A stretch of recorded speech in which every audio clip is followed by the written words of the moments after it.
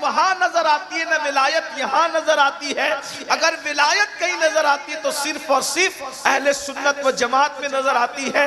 حضور غوث پاک رضی اللہ تعالیٰ نے ارشاد فرماتے ہیں کہ جو دو صفات کا مظہر ولی ہوتا ہے وہ اللہ رب العزت کی دو صفات کا مظہر، ایک تو وہ صفت ستاری کا مظہر ہوتا ہے، وہ صفت غفاری کا مظہر ہوتا ہے.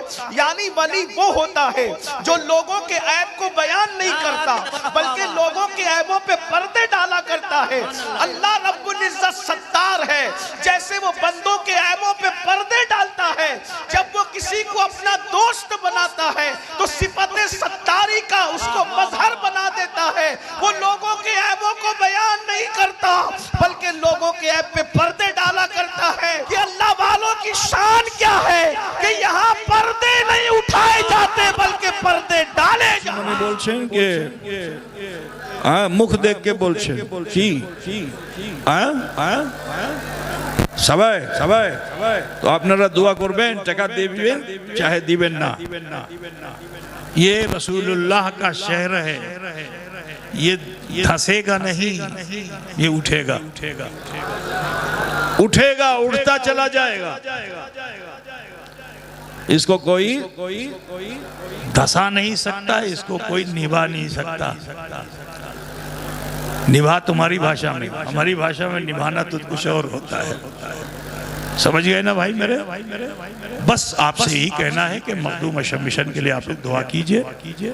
اللہ اگر آپ کو توفیق دے، جو توفیق دے، جب توفیق دے. کبھی یاد آ جائے پنڈوا شریف، مخدوم اشرف مشن، اس کا آنگن، یہاں کے طلبہ، تو ان کے لیے کچھ اگر آپ سوچ لیں تو میں لاکھوں کی بات نہیں کہتا. اگر آپ 1 روپیہ بھی دیں گے نا تو یہ مشن اس 1 روپیے کو لاکھوں لاکھ سے زیادہ قیمتی سمجھتا ہے، کیونکہ وہ حرام نہیں ہے، وہ بہت حلال پیسہ ہے، منہ دیکھا ہوا پیسہ نہیں ہے. الحمدللہ آج بحمد تعالیٰ آپ یہ مخدوم اشرف مشن اور اس کے کارنامے جو دیکھ رہے ہیں، یہ سود خوروں سے اور چوروں سے نہیں چل رہا ہے. اللہ کا شکر ہے کہ کسی وہابی دیوبندی سے بھی نہیں چل رہا ہے. ہمارا 27 سال سے اعلان ہے، جن سے مناظرہ کرتے ہیں، اختلاف کرتے ہیں، ہم رمضان میں اس سے مدد مانگنے کیوں جائیں؟ ہمیں کسی دیوبندی بدعقیدہ کا 1 روپیہ کیا 1 آنا بھی نہیں چاہیے. جن سے ہمارا دینی و مذہبی ملی اختلاف ہے، اب وہ جو کوئی بھی ہو، ہمیں اس کی مدد نہیں چاہیے. ہم سنی صحیح العقیدہ غریب سے لے کے امیر تک کے ہر دان کو قبول کریں گے. اور الحمدللہ ہم بڑے فخر سے کہتے ہیں کہ ادارہ جو آپ دیکھ رہے ہو یہاں سے لے کے اجمیر تک، یہ اب دولت مندوں کے پیسوں سے نہیں بنا ہے، غریبوں کی محبتوں سے بنا ہے. آج تو آپ اسی طرح اپنی محبت پیش فرماتے رہیں انشاءاللہ تعالی. میرے مرشد، میرے والد یقیناً اللہ کے ولی تھے اور اسی آستانے پہ حضرت کو مرتبہ ولایت ملا تھا. آپ یقین جانیے کہ صاحب زبان بزرگ تھے، جو کہہ دیتے تھے وہ ہو جاتا تھا. جس زمین پہ آپ بیٹھے ہوئے ہو، وہ تالاب دیکھ رہے ہیں پیچھے، تالاب سے تھوڑی سی اونچی جگہ تھی یہ، بس تقریباً 12 فٹ گڈھے کی یہ جگہ تھی. کون عقل مند اسے پسند کرے گا کہ جس کے نہ دائیں بڑھا جا سکتا ہے نہ بائیں بڑھا جا سکتا ہے، نہ آگے بڑھا جا سکتا ہے نہ پیچھے بڑھا سکتا ہے. داہنے راستہ، بائیں راستہ، آگے راستہ، پیچھے تالاب.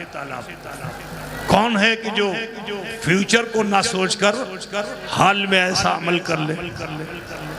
یہ تو وہی کرے گا کہ جو صاحب حال ہوگا.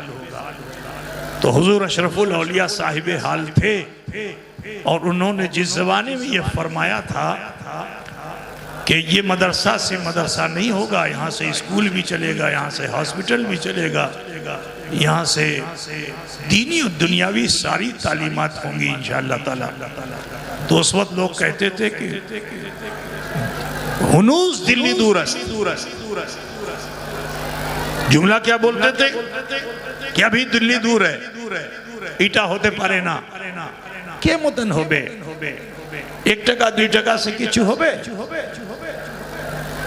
حضور اشرف الاولیاء نے کہا مجھے حرام پیسے سے مدرسہ نہیں بنانا ہے، غریبوں کے بہے ہوئے پسینے سے کمائی ہوئی وہ دولت جو 1 روپے کی صورت میں یہاں آتی ہے وہ لاکھوں سے اچھی ہے۔ آج الحمدللہ تمہارے دیے ہوئے کا یہ دیا ہے، دیا سمجھتے ہو کہ نہیں؟ یہ تمہارے دیے ہوئے کا دیا ہے، دیا پوچھتے ہو؟ دیپک دیا تمہارے دیے ہوئے کا دیا ہے، جس کی روشنی عرش تلک ہے۔ کہاں تک ہے؟ عرش تلک ہے۔ دعا کرو کہ اللہ تعالی ہم سب کی نیکیاں قبول فرمائے۔ آپ سب سے بھی کہنا ہے، میں نے علماء سے تو کہہ دیا، آپ سب سے بھی کہنا ہے، اپنے سماج سے غیبت ختم کر دو، اپنے سماج سے برائیاں ختم کر دو، اپنے سماج سے نفرتیں ختم کر دو۔ آج ان برائیوں جیسے مسلم سماج جسے بہت عزت ملی تھی اس ہندوستان میں، آج ہم ذلت کے عمیق غار میں جا رہے ہیں۔ تو لہٰذا ضروری ہے کہ صلہ رحم بن جاؤ، صلہ رحم بن جاؤ، رحماؤ بینہم کی سچی تفسیر بن جاؤ۔ اگر کسی نے دکھ دیا ہے تو اسے فوراً معاف کر دو، اور اگر کسی کو دکھ دیا ہے تو فوراً معافی مانگ لو۔ اگر یہ عمل تم کرنے لگو گے تو اللہ تعالیٰ تمہیں گھٹائے گا نہیں، دن بدن تمہیں بڑھائے گا۔ تو لہٰذا سب مسلمان آپس میں مل کر ملت کے ساتھ اپنی زندگی کو گزاریں۔ ابھی ہمارے پاس خطبہ کی بہت بڑی جماعت ہے، عزیز القدر مولانا امین الدین صاحب، امین القادری صاحب، جو بہت لمبا سفر کر کے، یہ بڑے خوش نصیب ہیں۔ ابھی مجھے بتایا انہوں نے کہ میں کچوچے سے آ رہا ہوں، بارگاہ اشرف کی چوکھٹ چوم کے آ رہا ہوں۔ تو میں جواب تو اس وقت انہیں نہیں دے سکا تھا کیونکہ جلدی میں تھا، یہاں آنا تھا، لیکن میں ان سے کہنا چاہتا ہوں کہ اشرف کا فیضان ہے، اور حضرت شیخ علاء الحق پنڈوی رضی اللہ تعالی عنہ کا کرم و احسان ہے کہ انہوں نے ڈائریکٹ ادھر ادھر سے نہیں بلایا، کہا میرے نور نظر لخت جگر، میرے جگر کے پارے،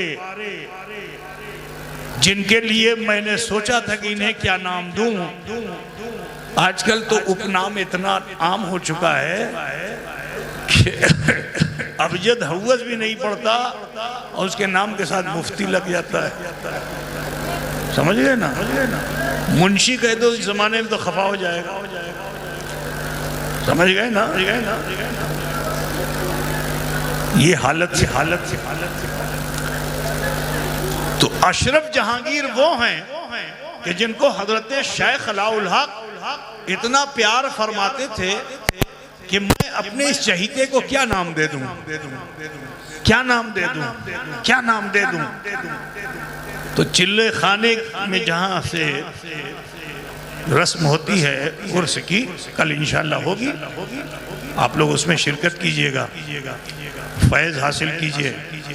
تو اس جگہ پہ آپ تہجد کے وقت میں تہجد کی نماز پڑھ کر کے بیٹھے تھے کہ خیال اشرف آ گیا کہ کیا نام دے دوں، کیا نام دے دوں۔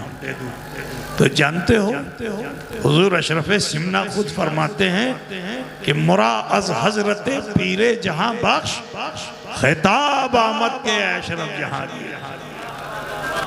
میں آپ کو بتا دوں اشرف جہانگیر سمنانی علاء الحق پنڈوی کے کتنے چہیتے تھے کہ حضرت کے ایک بھانجے ہیں، ان کا نام ہے حضرت ابو الحسن، کیا نام ہے؟ ابو الحسن دھکڑ پوش، یہی نام ہے نا غالباً، جو دیناجپور میں ہے۔ تو یہ بھی جذب والے بزرگ تھے، نماز نہیں پڑھتے تھے، نماز نہیں پڑھتے تھے۔ اب آج مولوی سنے گا تو کہیں گا یہ کیسے بزرگ تھے نماز نہیں پڑھتے تھے؟ اللہ تعالیٰ نے کچھ بندوں کو خاص کر دیا ہے جن پہ کیفیت جذب جب طاری ہوتی ہے تو جسم یہاں ہوتا ہے اور روح کبھی مکے میں ہوتی ہے کبھی مدینے میں ہوتی ہے۔ بات سمجھے نا؟ وقت پہ نماز وہ پڑھتے ہیں، تمہاری نظروں میں نہیں آتے ہیں، تو نماز نہیں پڑھتے تھے وہ۔ دعوت دیا تو کہا کہ کیا جاؤں تمہارے وہاں، تم نے تو مصلی کی بھی جگہ نہیں رکھی ہے۔ تو آپ باموکل بزرگ تھے، باموکل بزرگ تھے، اپنے موکلوں کو جناتوں کو حکم دے دیا، ایک ہی رات میں مسجد تعمیر ہو گئی۔ تو کملا باڑی جو دیناجپور میں ہے وہاں پہ وہ جو مسجد ہے وہ ایک رات کی بنی ہوئی مسجد ہے۔ جی پھر تشریف لائے کہا چلیے، تو مخدوم اشرف نے یہاں خانقاہ بنا رکھی تھی، آج بھی اس کا گیٹ نشانی کے طور پر موجود ہے۔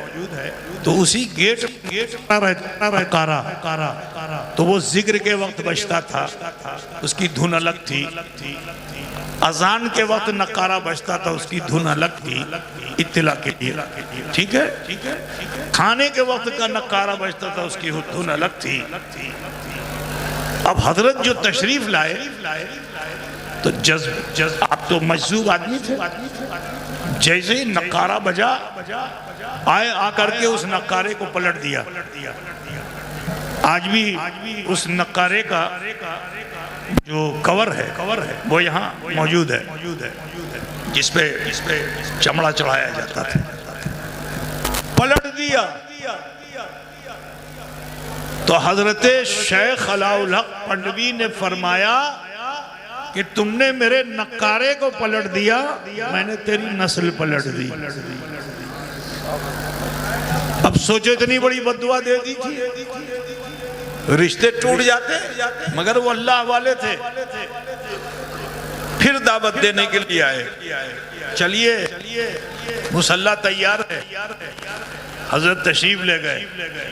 تب آپ سوچو کہ دل میں کتنا درد ہوا تھا کہ اشرف کے نقارے کو بھانجے نے پکڑا، پلٹا، تو سگے بھانجے تھے۔ تو پتھر کی دیوار میں حضرت شیخ علاء الحق نے اپنی انگلی کو دھسایا اور فرماتے ہیں سب کچی تو ہے، سب کچی تو ہے۔ تو اشرف کا وہ مقام ہے۔ تو آج مولانا امیر القادری صاحب یوں تو اس سے پہلے یہاں حاضر ہوئے ہیں، لیکن کچوچے شریف سے نہیں حاضر ہوئے۔ آج فیضان علائیہ یوں سمجھ لیجئے کہ ان کے ذریعے سے آپ تک پہنچے گا، کیونکہ یہ کچوچے سے آئے ہوئے ہیں۔ انشاءاللہ تبارک و تعالی حضرت شیخ علاء الحق والدین گنج لباد ابن اسد لاہوری پنڈوی رضی اللہ تعالی عنہ اور داہ عنہ کا فیضان کرم ان پہ جاری و ساری رہے گا، اور جو کام حضور علاء الحق نے کیا تھا انشاءاللہ ان کے چھوڑے ہوئے کام کو امیر القادری انشاءاللہ پورا کرتے ہوئے دکھیں گے۔ دعا کرتا ہوں اللہ ان کی عمر میں برکتیں عطا فرمائے اور رب کائنات ان کے ذریعے سے دین کا بڑا کام لے لے۔ میں انہی کلمات کے ساتھ میں دعوت بھی دینا چاہتا ہوں، کیونکہ حضرت کی مصروفیات ہیں۔ تو ابھی میرے پاس ایک بات بیٹھی ہوئی ہے، ٹھیک ہے، تو ان سب سے بھی سننا ہے انشاءاللہ تبارک و تعالی۔ اگر آپ کا موڈ ہوگا تب، ہم لوگ پروفیشنل نہیں ہیں، جتنے بیٹھے ہوئے کوئی پروفیشنل نہیں ہے، یہ سب بیان اسی وقت کریں گے کہ جب آپ کے کان، آپ کا ذہن، آپ کا دل سننے کی طرف آمادہ ہوگا، اور جیسے ہی آنکھ پھڑپھڑانی آپ نے شروع کی اور منہ کھولنا شروع کیا، تو یہ ہمارے خاندان کا مزاج ہے کہ ہم لوگ پوری صلاۃ و سلام پڑھ لیتے ہیں، سمجھ رہے ہیں نا؟ تو آگے آپ لوگ سمجھ لیجئے گا، ٹھیک ہے انشاءاللہ تعالیٰ۔ تو میں نقیب کا حق اپنے حق میں لیتے ہوئے عزیز الحق کو، یا میں ایک نئے نقیب کو آپ کے سامنے پیش کر دوں، وہی آئیں اور آ کر کے مولانا امین القادری صاحب کو دعوت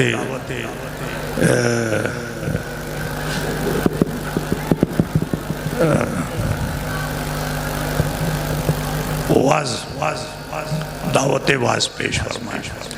تو لہٰذا میں مولانا عثمان غنی اشرفی کو بلانا چاہوں گا کہ مختصر جملوں میں عزیز القدر کا تعارف نہیں، ان کے تعارف سے اپنا تعارف کرانے۔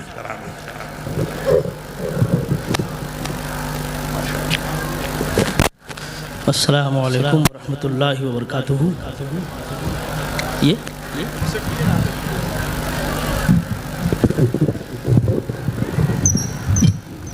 اور جتنی مختصر مدت میں حضرت قادری صاحب مختصر عرصے میں کیا عمر ہوئی ہوگی، عمر شریف ظاہری عمر، جس مختصر عمر شریف میں جس مقام پہ پہنچے ہیں، ایسے مقام پہ پہنچنے کے لیے زمانے لگ جاتے ہیں۔ یقیناً بزرگان دین کا فیض و کرم ہے، میں اس لائق تو نہیں ہے کہ میں ان کا تعارف کراؤں۔ حقیقت یہی ہے کہ ان بزرگوں کی جوتیاں سیدھی کر کے اپنا تعارف پیش کرتے ہیں۔ یقیناً میں حضرت کی بارگاہ میں ان اشعار کے ساتھ گزارش کروں گا کہ آپ تشریف لائیں۔ اعلیٰ حضرت عظیم البرکت مجدد سلسلہ اشرفیت قطب ربانی ہم شبیہ غوث سمدانی سیدنا شاہ علی حسین اشرفی جیلانی فرماتے ہیں مثال مصطفیٰ کوئی پیمبر ہو نہیں سکتا، مثال مصطفیٰ کوئی پیمبر ہو نہیں سکتا، ستارہ لاکھ چمکے مہر انور ہو نہیں سکتا، اور کوئی ہو متقی و عالم و زاہد زمانے میں، کوئی ہو متقی و عالم و زاہد زمانے میں، مگر آل محمد کے برابر ہو نہیں سکتا، مگر آل محمد کے برابر ہو نہیں سکتا۔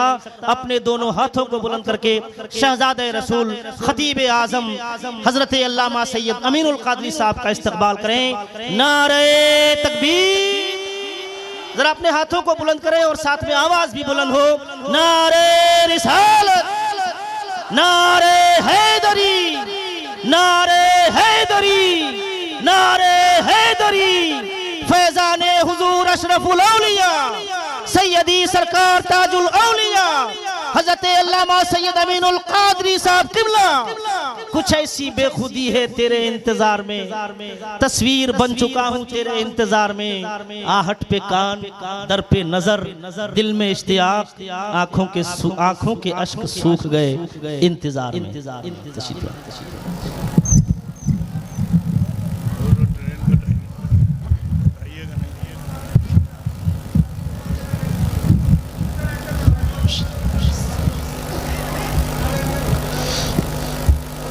آج کی یہ محفل پنڈوا شریف کی سرزمین پر حضور پرنور مرشد مخدوم حضرت پیر سیدی علاؤلق پنڈوی رحمت اللہ علیہ کے دیار میں ہم سب عرس حضور اشرف الاولیاء کی محفل میں حاضر ہیں۔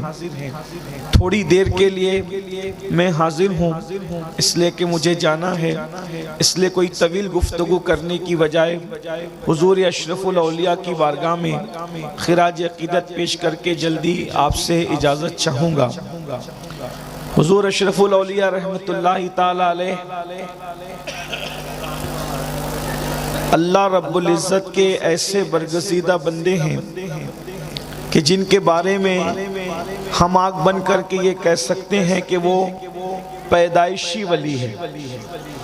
اس کی وجہ یہ ہے کہ مجدد میت ماضیہ امام اہل سنت نے حضور غوث پاک کے لیے یوں عرض کیا کہ جو تیرا طفل ہے کامل ہے یا غوث، جو آپ کا بچہ ہے وہ پیدائشی طور پر کامل ہے، اور لوگوں کو کامل ہونے کے لیے پیدا ہونے کے بعد محنت کرنی پڑتی ہے، لیکن غوث پاک کے گھر میں پیدا ہونے والا بچہ پیدائشی کامل ہوتا ہے، اور وہ حضور غوث پاک خانوادہ اشرفیہ وہ ہے جہاں غوث اعظم اور غوث العالم یہ دونوں سمندر مرج البحرین کے طور پر یکساں ملتے نظر آتے ہیں، اور اشرف الاولیاء اسی مرج البحرین کے در مکنون ہیں جن کو ہم آنکھ بند کر کے کہہ سکتے ہیں کہ وہ پیدائشی ولی ہیں۔ واہ واہ واہ سبحان اللہ۔ میں اپنی گفتگو کو اب کسی اور طرف لے جانے کی بجائے حضور غوث العظم دستگیر شیخ عبد القادر جیلانی رضی اللہ تعالیٰ عنہ نے ایک ولی کی 12 صفت کو بیان فرمایا۔ ولی کون ہوتا ہے؟ ولی کسے کہتے ہیں؟ بس 10 سے 12 منٹ میں اپنی بات پوری کروں گا، آپ ولی کی پہچان آپ کو مل جائے گی، آسانی کے ساتھ آپ پہچان سکیں گے کہ ولی کس کو کہتے ہیں۔ سرکار غوث اعظم جو ولایت تقسیم کرتے ہیں، جن کے در سے جن کے گھر سے ولایت تقسیم ہوتی ہے، وہ ارشاد فرماتے ہیں جب تک انسان میں 12 صفات پیدا نہ ہو جائے اس وقت تک وہ اللہ کا ولی نہیں ہو سکتا۔ نمازی بن جائے، روزے دار بن جائے، ذاکر بن جائے، پہاڑوں میں مجاہدہ کرے، جب تک 12 صفات کا حامل نہیں ہوگا اس وقت تک وہ ولی نہیں ہوگا۔ آسان 12 صفات سرکار غوث پاک فرماتے ہیں اللہ اپنی 2 صفات کا اس کو مظہر بناتا ہے، وہ اللہ کی 2 صفات کا مظہر ہوتا ہے، وہ رسول اللہ کی 2 صفات کا مظہر ہوتا ہے، وہ صدیق اکبر کی 2 صفات کا مظہر ہوتا ہے، وہ فاروق اعظم کی 2 صفات کا مظہر ہوتا ہے، وہ عثمان غنی کی 2 صفات کا مظہر ہوتا ہے، وہ مولا علی کی 2 صفات کا مظہر ہوتا ہے۔ غوث پاک نے رسول اللہ کے بعد اور خدا کے بعد چاروں خلفائے راشدین کی صفات کا مظہر اس کو قرار دیا۔ اس سے پتہ چلا نہ رافضی ولی ہو سکتا ہے نہ ناسبی ولی ہو سکتا ہے، ولایت اگر کہیں ہوگی تو صرف اور صرف پیور اہل سنت و جماعت کے پاس ہوگی۔ حق ہے حق ہے۔ اس لیے کہ ناسبی کے دل میں مولا علی کے لیے محبت نہیں ہے اور رافضی کے دل میں شیخین کے لیے محبت اور الفت نہیں ہے، تو نہ ولایت وہاں نظر آتی ہے نہ ولایت یہاں نظر آتی ہے۔ اگر ولایت کہیں نظر آتی ہے تو صرف اور صرف اہل سنت و جماعت میں نظر آتی ہے۔ حضور غوث پاک رضی اللہ تعالیٰ نے ارشاد فرماتے ہیں کہ جو 2 صفات کا مظہر ولی ہوتا ہے وہ اللہ رب العزت کی 2 صفات کا مظہر، ایک تو وہ صفت ستاری کا مظہر ہوتا ہے، وہ صفت غفاری کا مظہر ہوتا ہے، یعنی ولی وہ ہوتا ہے جو لوگوں کے عیب کو بیان نہیں کرتا بلکہ لوگوں کے عیبوں پہ پردے ڈالا کرتا ہے۔ اللہ رب العزت ستار ہے، جیسے وہ بندوں کے عیبوں پہ پردے ڈالتا ہے، جب وہ کسی کو اپنا دوست بناتا ہے تو صفت ستاری کا اس کو مظہر بنا دیتا ہے، وہ لوگوں کے عیبوں کو بیان نہیں کرتا بلکہ لوگوں کے عیب پہ پردے ڈالا کرتا ہے۔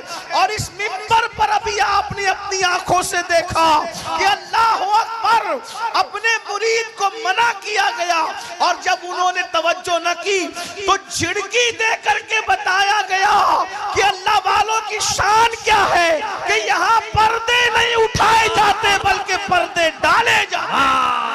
نعرہ تکبیر، سبحان اللہ سبحان اللہ۔ جب تاج الاولیاء کی پردہ پوشی کا یہ عالم ہے تو اشرف الاولیاء کی پردہ پوشی کا عالم کیا ہے؟ واہ واہ واہ واہ واہ واہ واہ، سبحان اللہ سبحان اللہ۔ صفت ستاری کا مظہر ہوتا ہے، پھر فرمایا وہ صفت غفاری کا مظہر ہوتا ہے، یعنی وہ لوگوں کو معاف کرتا ہے، اپنی ذات کے لیے وہ لوگوں سے لڑائی جھگڑا نہیں کرتا، اس لیے کہ ذات کے لیے لڑنا کتوں کا کام ہوتا ہے، ذات کے لیے لڑنا یہ اللہ والوں کا کام نہیں ہوتا۔ وہ صفت غفاری کا مظہر ہوتا ہے۔ اس آیت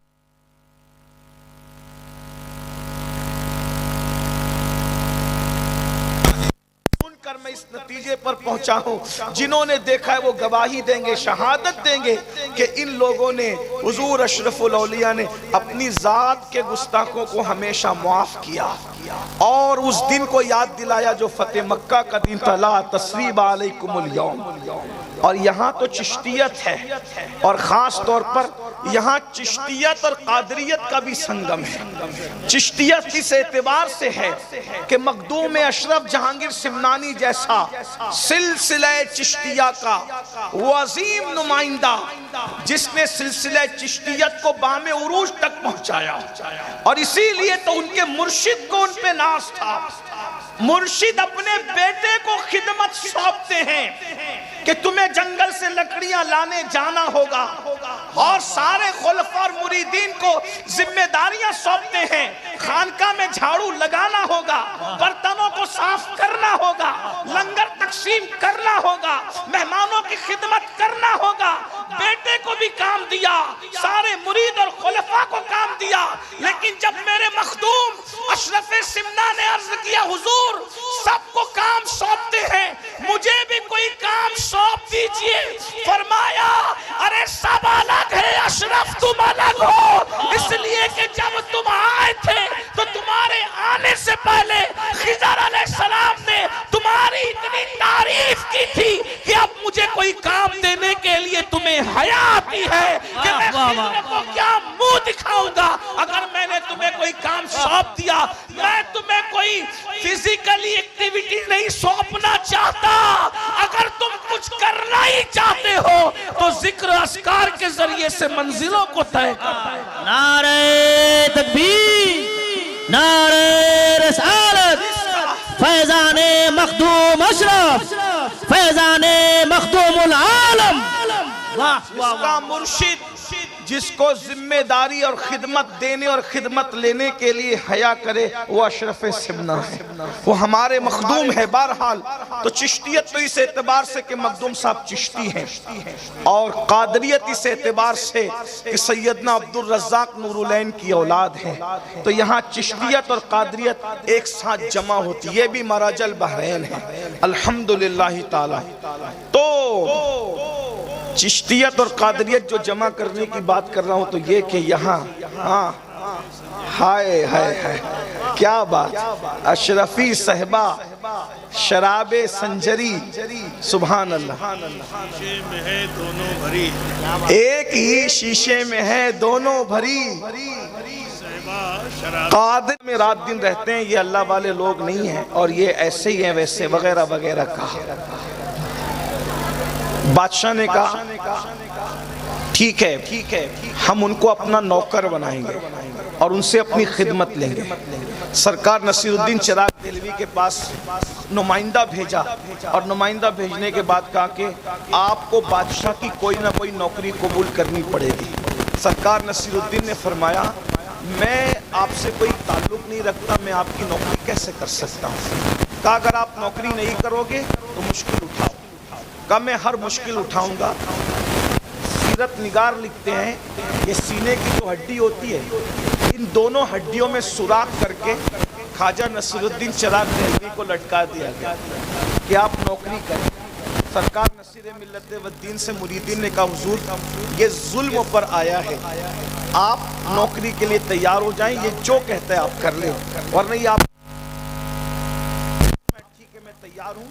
تو بادشاہ نے کہا روزانہ آپ مجھے میرے کپڑے پہنائیں گے اور میرے کپڑے اتاریں گے، یہ آپ کی ذمہ داری۔ تو خواجہ نصیر روزانہ کپڑے پہنانے لگے اور کپڑے اتارنے لگے، لیکن بد دعا نہیں کی، کیونکہ اب تک ذات تک معاملہ تھا، ذاتی دشمنی تھی۔ یہ بادشاہ کو خواجہ نصیر سے ذاتی دشمنی تھی، چراغ دہلوی سے۔ چراغ دہلوی کون ہے؟ یہ چراغ دہلوی سرکار علاؤالحق پنڈوی رحمت اللہ تعالی علیہ، یہ ان کے پیر و مرشد کے پیر بھائی ہیں۔ حضرت اخی سراج آئینہ ہند کے پیر بھائی ہیں، ان دونوں کے پیر و مرشد نظام ملت والدین سلطان المشائخ خواجہ نظام الدین اولیاء رضی اللہ تعالیٰ۔ ذاتی دشمنی ہے، ہڈی میں سوراخ کر کے لٹکا دیے گئے، لیکن بد دعا نہیں کی۔ معاف کر رہے ہیں، اس کو کرتا پہناتے ہیں، کرتا اتارتے ہیں۔ حاسدوں نے کہا کہ معاملہ صحیح چل رہا ہے، نصیر کا امتحان لو۔ ایک دن بادشاہ کو تاخیر سے لائے اور اتنے لیٹ لائے کہ خواجہ نصیر الدین چراغ دہلوی کی نماز عصر قضا ہونے کے قریب آ گئی۔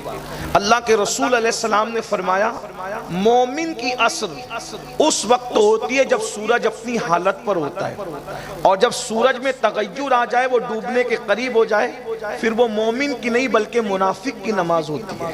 یعنی جب سورج ڈوبنے کے قریب ہو تو اللہ کے رسول علیہ السلام نے فرمایا اس وقت نماز پڑھنا یہ نفاق کی علامت ہے۔ یہ نفاق اعتقادی ہم نہیں کہتے اس کو، نفاق عملی کہتے ہیں اس کو۔ لیکن بہرحال اللہ والے اس وقت بھی نماز پڑھنے کو پسند نہیں کرتے تھے، بلکہ مسنون وقت میں نماز پڑھنے کو پسند کرتے تھے۔ ابھی حضور مرشد اجازت نے سرکار وارث پاک کا ذکر کیا کہ وارث پاک کسی کے پیچھے نماز نہیں پڑھتے بلکہ وارث پاک الگ نماز پڑھتے تھے۔ تو لوگ یہ مشہور کرتے تھے کہ وارث پاک نماز ہی نہیں پڑھتے، وہ نماز پڑھتے تھے مگر کمرے میں چھپ کے پڑھتے تھے، جیسا کہ حضرت نے اشارہ کیا۔ لوگ کہتے تھے اب جماعت کے ساتھ نہیں پڑھتے، جماعت کے ساتھ نہیں پڑھتے، تو وارث پاک کہتے تھے ارے جماعت سے پڑھانا ہے تو علی حسین اشرفی جیسا امام لا کر کے دو نا۔ سبحان اللہ سبحان اللہ۔ اگر وارث پاک کو پیچھے کھڑا کرنا ہے تو کوئی علی حسین اشرفی جیسا لا کر کے امام دو، اور کسی ایک کے پیچھے کھڑا کر دیا وارث پاک کو تو نماز کے بعد وارث پاک نے کہا سنا سنا امام صاحب آپ نے ہم کا بہت تھکا دیا۔ سرکار وارث پاک کہتے بہت تھکایا آپ نے ہم کا۔ کہا وہ کیسے؟ کہا ہم تو آپ کے پیچھے نماز کے لئے کھڑے ہو گئے، لیکن کبھی چارے کی دکان پر، کبھی کرانہ دکان پر، کبھی کہیں لے کے بھٹکتے رہے، جہاں امام گیا پیچھے پیچھے وارث تھے۔ تو کہا ایسی نماز بھی کیا نماز ہے؟ لیکن یہ ہم لوگوں کے لیے، ہم لوگوں کو تو ہر صحیح العقیدہ کی ابتدا کرنی چاہیے کہ وارث پاک کا مرتبہ اور تھا، ہمارا مرتبہ اور ہے۔ تو اندازہ فرمائے تو بھائیو ہم لوگ کیا ہیں؟ کسی نے حجاج سے کہا او حجاج تو بھی ہمارا امام، اور ابو بکر بھی قوم کے امام تھے، تو کتنا بدماش ہے، وہ کتنے اچھے تھے۔ حجاج تو حجاج تھا، بدماش تھا، لیکن حاضر جواب تھا۔ اس نے کہا تم ابو ہریرہ بن جاؤ، میں بھی ابو بکر صدیق جیسا بن جاؤں۔ جب تم ابو ہریرہ نہیں بن سکتے تو تمہیں ابو بکر صدیق جیسا امام کیسے مل سکتا ہے؟ بس میں یہی آپ سے کہنا چاہتا ہوں جب ہم وارث پاک نہیں بن سکتے تو ہمیں بھی علی حسین اشرفی میاں جیسا امام نہیں مل سکتا۔ سود کھاتے رہو گے، حرام کھاتے رہو گے، عورتوں پہ بدنظری کرتے رہو گے، اسی طریقے سے اپنی بیٹیوں کو بازار اور ولیموں میں بے پردہ گھماتے رہو گے، اور پھر سوچو کہ ہمیں بھی اعلیٰ حضرت اشرفی میاں جیسا امام مل جائے۔ تو بات ایسی ہے نا، جیسے ہم رہیں گے ویسے، جیسے ہم ویسے ہمارے امام، جیسے ہم ویسے ہمارے پیر، جیسے ہم ویسے ہمارے مشائخ۔ ارے تو خسرو بن، تیرا پیر نظام الدین محبوب الہی تو ہے نا۔ پیر کو تلاش کرنے کی ضرورت نہیں، ہم نے خسرو بننا ہے۔ اگر تو اشرف سمنا بن جائے تو علاء الحق پنڈوی جیسا پیر ہوگا۔ کیا بات ہے، واہ واہ واہ۔ اگر تو اللہ اکبر قطب الدین بن جائے تو تجھے معین الدین غریب نواز جیسا پیر مل جائے گا۔ لیکن بات تو اتنی ہے نا، اصل کمی ہمارے اندر ہے اور ہم الزام لوگوں پہ رکھتے ہیں۔ تو میں بات یہ کہہ رہا تھا، کیا بس بات ختم ہی کر دوں، اللہ اکبر، کہ خواجہ نصیر الدین چراغ دہلوی کے ساتھ معاملہ چل رہا تھا، خدمت کر رہے تھے، اتنی دیر سے لائے بادشاہ کو کہ سورج غروب ہونے کے قریب آیا اور نماز، آپ کی آنکھوں میں آنسو آ گئے کہ کیا میں مکروہ وقت میں عصر کی نماز پڑھوں گا؟ غصہ آیا۔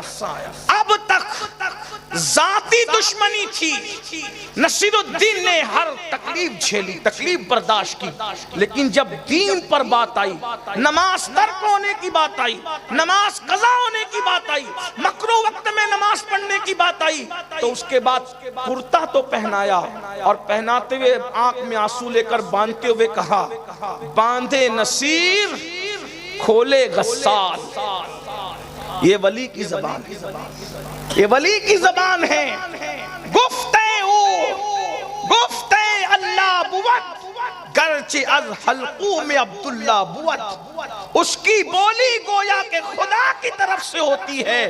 وہ اللہ کا ولی بولتا ہے مگر ولی کی زبان پر خدا کا فرمان جاری ہوتا ہے. کس شان سے کہا باندے نصیر کھولے غسال، یعنی نصیر باندھ رہا ہے اور اس کو مرنے کے بعد اب غسل دینے والا غسال کھولے گا. دنیا نے دیکھا آج کے سورج کے بعد کل کا سورج غروب نہیں ہوا اور بادشاہ مر گیا، اس کی روح پرواز کر گئی، اس لیے کہ اب جان کی دشمنی کی بات نہیں تھی، اب اسلام کی دشمنی کی بات تھی. تو اللہ کا ولی وہ ہوتا ہے جو صفت ستاری اور صفت غفاری کا مظہر ہوتا ہے. وہ نہ عیب کھولتا ہے اور نہ ذاتی دشمنی کرنے والوں سے بدلہ لیتا ہے. دو صفات اس میں رسول اللہ کی ہوتی ہے. ایک صفت یہ کہ رسول اللہ رفیق ہے امت پر اور شفیق ہے امت پر. تو جو اللہ کا ولی ہوتا ہے وہ رسول اللہ کی امت پر رفیق بھی ہوتا ہے اور شفیق بھی ہوتا ہے. یعنی اس کے اندر چڑچڑا پن نہیں ہوتا، وہ لوگوں کو ڈانٹتا نہیں، وہ لوگوں کو گالیاں نہیں دیتا، وہ لوگوں کو جھڑکتا نہیں، وہ امیر اور غریب میں فرق نہیں کرتا. رسول اللہ کی محفل میں جہاں صدیق اکبر جیسے مالدار کو پہلو میں جگہ ملتی تھی، وہیں پر بلال جیسے غریب کو بھی پہلو میں جگہ ملتی تھی. عثمان غنی جیسے کو پیار ملتا تھا مالدار کو، تو ابو ذر غفاری جیسے غریب کو بھی پیار ملتا تھا. اسی طرح جیسے مصطفیٰ جان رحمت امت پر رفیق و شفیق تھے، جب اللہ کسی کو ولی بناتا ہے تو اس کے اندر بھی رفقت اور شفقت کا انداز پیدا کر دیتا ہے. وہ ماں کی طرح پیار کرتا ہے، وہ شفقت دیتا ہے، وہ محبت کرتا ہے. دو صفات اس میں صدیق اکبر کی ہوتی ہے، وہ صادق ہوتا ہے، وہ مصدق ہوتا ہے، یعنی کہ وہ سچ بولتا ہے اور سچ کی تصدیق کرتا ہے. اور دو صفت فاروق اعظم کی ہوتی ہے، وہ امر بالمعروف کرتا ہے، نہیں انل منکر کرتا ہے. امر بالمعروف کا مطلب یہ ہے وہ نیکی کا حکم دیتا ہے اور بری باتوں سے منع کرتا ہے. اس کے سامنے جب کوئی برا کام کیا جائے وہ بے چین ہو جاتا ہے، وہ برائی کو روک دیتا ہے. امر بالمعروف اور نہیں انل منکر، نیکی کا حکم دینا، بری بات سے منع کرنا، یہ اللہ کے ولی کی پہچان ہے. دو صفات اس میں عثمان غنی کی ہوتی ہے. ایک تو وہ دین کو سخاوت کرتا ہے اور رات کو عبادت کرتا ہے. اس کا مطلب یہ ہے کہ ولی لوٹنے والا نہیں ہوتا بلکہ ولی لٹانے والا ہوتا ہے. ہم نے ہر ولی کو لوٹتے نہیں بلکہ لٹاتے دیکھا ہے. ارے زمین کے اوپر رہتے ہیں تو بھی ان کے نام پر لوگ پلتے ہیں اور زمین کے اندر چلے جاتے ہیں تو بھی ان کے لنگر پر ہزاروں کا گزارا ہوتا نظر آتا ہے. عثمان غنی کی دو صفات ہوتی ہے کہ وہ دن کا سخی ہوتا ہے، رات کا عابد ہوتا ہے. اور دو صفات اس میں مولا علی کی ہوتی ہے، وہ یہ کہ وہ جاہل نہیں ہوتا بلکہ وہ عالم ہوتا ہے اور وہ بہادر اور شجاع ہوتا ہے. مولا علی کیسے بہادر تھے؟ کبھی دیوار ہلتی ہے، کبھی در کانپ جاتا ہے.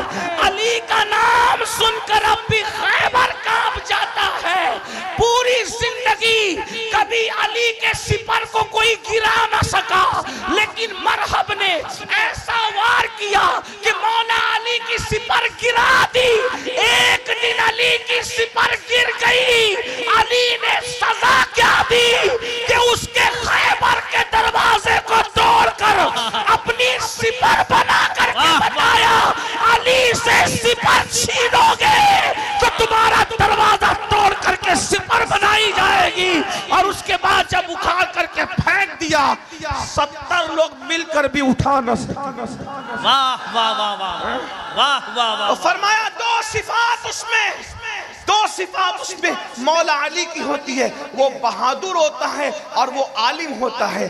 اب یہ 12 صفات اگر آپ کو کسی میں دیکھنا ہے تو دل دماغ کے دریچوں کو کھول کر ماضی کے جھروکے میں جھانک کر دیکھو تو آپ کو اشرف الاولیاء کی تصویر ابھرتی ہوئی نظر آئے گی. السلام علیکم ورحمۃ اللہ. ماشاءاللہ ماشاءاللہ.